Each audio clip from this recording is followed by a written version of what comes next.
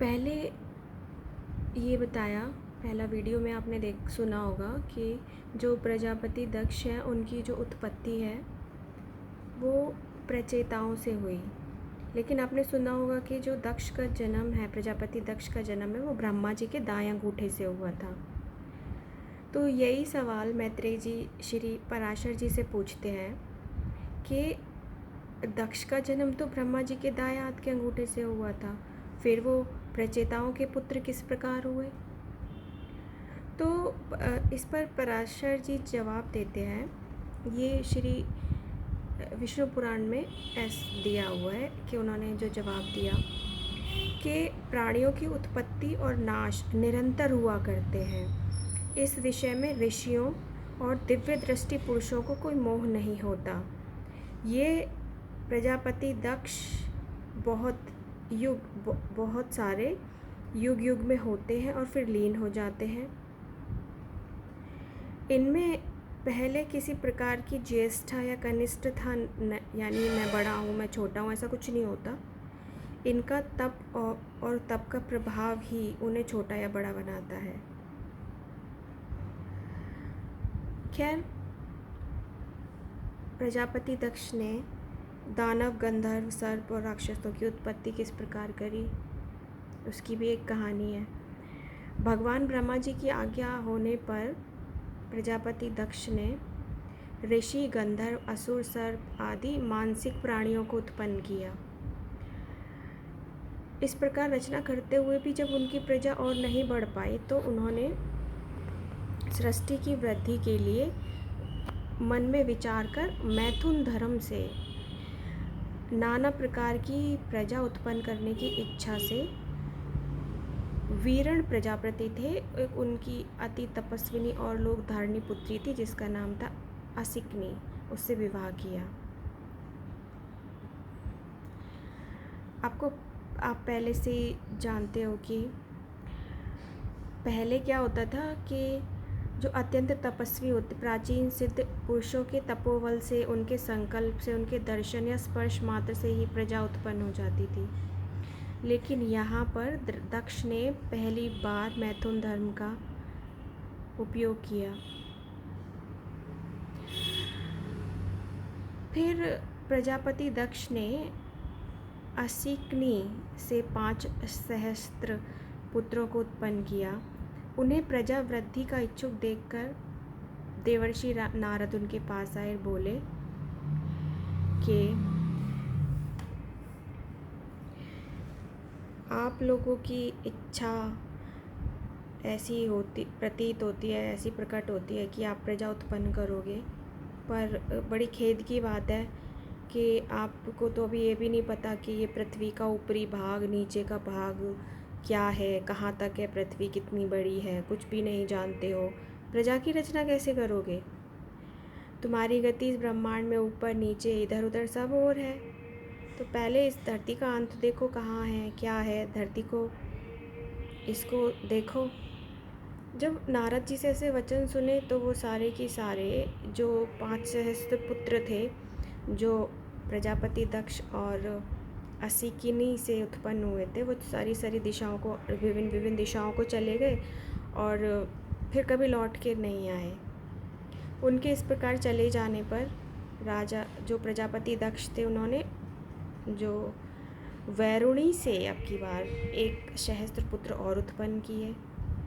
उन्होंने भी प्रजा को बढ़ाने को इच्छुक देखकर नारद जी फिर उनके पास आ गए और उनको भी वही बात बोली कि इस धरती को देखो, क्या है ये धरती का परिमाण जानो। ये उनको भी ऐसे ही लगा कि हमें भी अपने भाइयों के मार्ग पर जाना चाहिए, तो वो भी अपने भाइयों की तरह ही सारी दिशाओं में चले गए, फिर नहीं लौटे। इसीलिए कहा जाता है कि यदि कोई भाई को खोजने के लिए भाई जाए तो वो नष्ट हो जाता है। अतः कभी भी भाई को खोजने के लिए भाई को नहीं जाना चाहिए, ऐसे महापुरुष कहते हैं। अब जब ये भी चले गए तो दक्ष प्रजापति को बड़ा क्रोध आया। उन्होंने तो नारद ऋषि को श्राप दे दिया। अब फिर उन्होंने इस बार प्रजापति दक्ष ने वैरुणी से 60 कन्याएं उत्पन्न करी। इस बार 10 लड़कियां, 10 मतलब कन्याएं धर्म को, 13 कश्यप ऋषि को, 27 चंद्रमा को और 4 अरिष्ट नेमि को दे दी। 2 बहुपुत्र को, 2 अंगीरा को और 2 कृशाश्व को, मतलब उनसे शादी कर दी। अब धर्म की पत्नियों के नाम हैं अरुंधति, वसु, यामी, लंबा, भानु, मरुत्वती, संकल्पा, मुहूर्ता, साध्या, विश्वा। विश्वा के पुत्र का नाम विश्वदेवा था। साध्या से जो पुत्र हुआ उसका नाम साध्यगण, मरुत्वती से मरुतवान, वसु से वसुगण, भानु से भानु और मुहूर्ता से मुहूर्ताभिमानी देवगण हुए। लंबा से घोष, यामी से नागवीति, अरुंधति से सारे पृथ्वी वाले प्राणी और पृथ्वी विषयक प्राणी और संकल्पा से संकल्प की उत्पत्ति हुई। अच्छा, आपने सुना होगा 8 वसुगण हैं। वो 8 वसुगण कौन कौन से हैं? उनके नाम हैं आप, ध्रुव, सोम, धर्म, अनिल, अनल, प्रत्युष और प्रभास।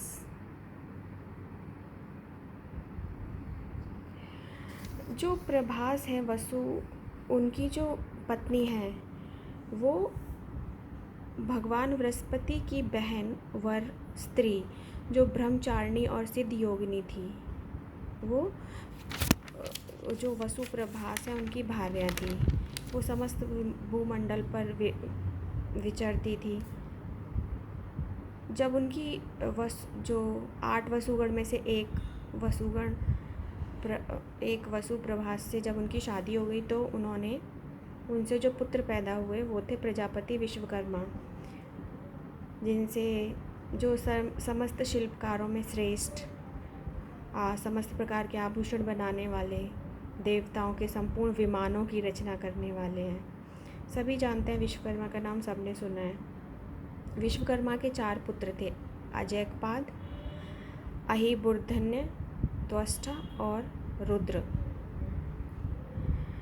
हर बहुरूप, त्रयंबक, अपराजित, वृषाकपि, शंभु, कप्रति, रेवत, शर्व, मृगव्याघ्र, कपाली, ये सारे 11 रुद्र कहे जाते हैं। इस तरीके से आपने देखा कि इन प्रजापति दक्ष के जो पुत्रियां थी उन्होंने 8 वसुगण, 11 रुद्र, इन्हीं से उत्पन्न हुए हैं। आगे जो कश्यप जी की जो दक्ष कन्याएं जो कश्यप जी से जिनकी शादी हुई थी वो थी अदिति, दीति, दनु, अरिष्टा, सुरसा, खशा, सुरभि, विंता, त्रामा, क्रोधवशा, इरा, करदू और मुनि।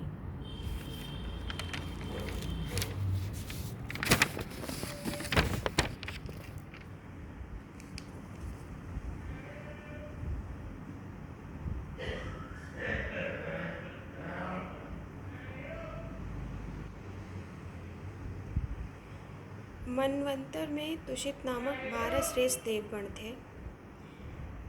ये सब आपस में कहने लगे कि हमें शीघ्र ही अदिति के गर्भ में प्रवेश कर इस वैश्वत मनवंतर में जन्म लेना चाहिए, इसी में हमारा हित है। तो उन सब ने मरीचि पुत्र कश्यप जी के यहाँ दक्ष कन्या जो अदिति थी उसके गर्भ से जन्म लिया। वे अति तेजस्वी, उनसे उत्पन्न होकर विष्णु, इंद्र, अर्यमा, धाता, त्वष्टा, पूषा, वेवस्वान, सविता, मैत्र, वरुण, अंशु और भग नामक 12 आदित्य कहलाए। तो ये इस तरीके से 12 आदित्य हो गए, यानी 8 वसु, 11 रुद्र और 12 आदित्य। और प्रजापति और वष्टकार, ये सब 33 वेदोक्त देवता अपनी इच्छा से जन्म लेने वाले हैं। इस लोक में इनकी उत्पत्ति और निरंतर हुआ करते रहते हैं। ये 1000 युग के बाद बार बार जन्म लेते रहते हैं। जिस प्रकार के लोक में आपने देखा होगा, इस दुनिया में सूर्य का अस्त और उदय होता रहता है, उसी तरीके से ये 8 वसु 11 रुद्र 12 आदित्य प्रजापति और वस्टकार ये उत्पन्न होते रहते हैं, देवगण हैं। और फिर जो यहाँ पर सोम की जो 27 पत्नियाँ थीं, वो सब तो नक्षत्र योगिनी थी, उसी नाम से वो विख्यात भी थी। और अष्टनेमी की पत्नियों से 16 पुत्र पैदा हुए।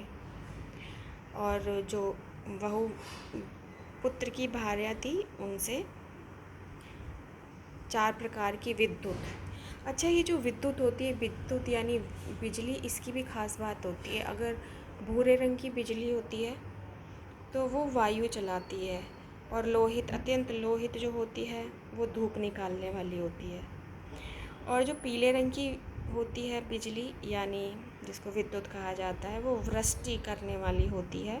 और जो श्वेत होती है, वो दुर्भिक्ष की सूचना देने वाली होती है। तो आपको पता है दुर्भिक्ष क्या होता है।